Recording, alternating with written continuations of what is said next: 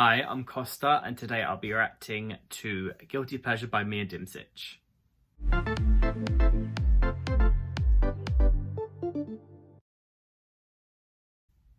This is Croatia's entry for Eurovision 2022. Disclaimer, I watched Dora, I followed the selection, I know the song, I've listened to the song rather a lot. However, I'm looking forward to rewatching the performance and just giving some overall impressions of how I think it's going to do, how I think the song could be staged at Eurovision. So let's get started. One thing I think it's worth saying is that this performance is one of the better staged ones from Dora, in my opinion. I think the camera angles were really well utilised. I think the styling and the hair, the makeup on Mia is really fantastic. And that's already bare bones for a good Eurovision entry, visually at least. I know there's some controversy with the dancer, but I think it adds some dynamism to the performance personally. What I like about the dancer, hear me out, is that rather than just having some random modern dancer just kind of like swirling around on stage as the performer sings, he interacts with Mia during the performance. There is choreography to what she's doing as well, and I think it complements the performance quite nicely. I love that her vocal doesn't even like falter slightly when she leans to the side. I mean, I can't sing standing still, let alone being leant over some random man. So props to her. I mean, he is very talented, let's be honest. I mean, that is not easy to do. That's going to be me in Euroclub this year. It's just nice, isn't it? I don't know, it's a cute song. I don't know why people are so kind of hard on it. I mean, it's sweet. It does what it needs to do, in my opinion. Perhaps it could be more of a moment if we're being a bit more critical, but it's just a nice performance of a nice song, and I think there's nothing wrong with that.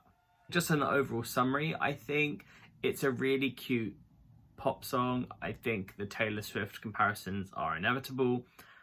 I don't know if it's necessarily very competitive. However, if you look at Semi 1 so far, which is the semi this will be performing in, there's a lot of crazy. This is not crazy. This is a lot more accessible. It's pleasant.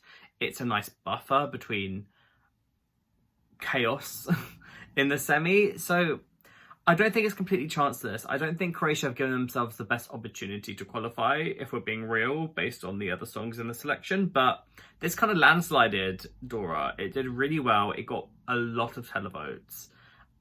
20,000 to be specific, just over 20,000. So Croatia's behind Mia, and I'm behind her too. I think this is definitely my top 10 so far, 20 songs in, and I really hope it does something for Croatia.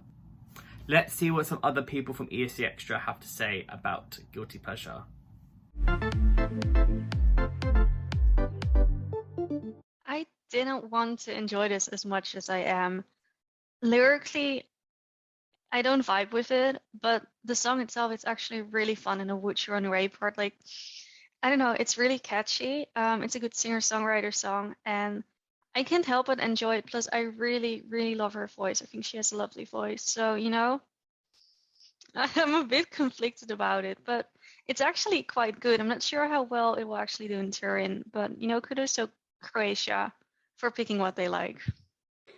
Guilty Pleasure by Mia Dimšić is a really sweet song, and Mia has a very beautiful voice and a warm tonality through her voice, and her performance at Dora, Croatia's national final, was really well done and very polished. For me personally, it is a bit of a step down from their entry last year, and it wasn't my personal favourite in this national selection, but I do have to say that it's done very well, and it's growing on me every day that I listen to it. And I'm also curious to see what Croatia does with this song on the Eurovision stage, as it has really good potential for an emotional TV performance in particular, with close camera angles, and I wish her and Croatia all the best. Okay, that was my reaction.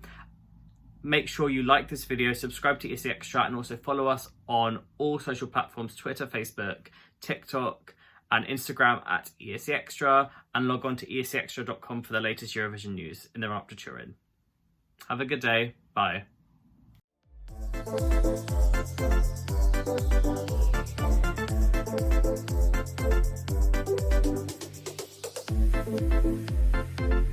Bye.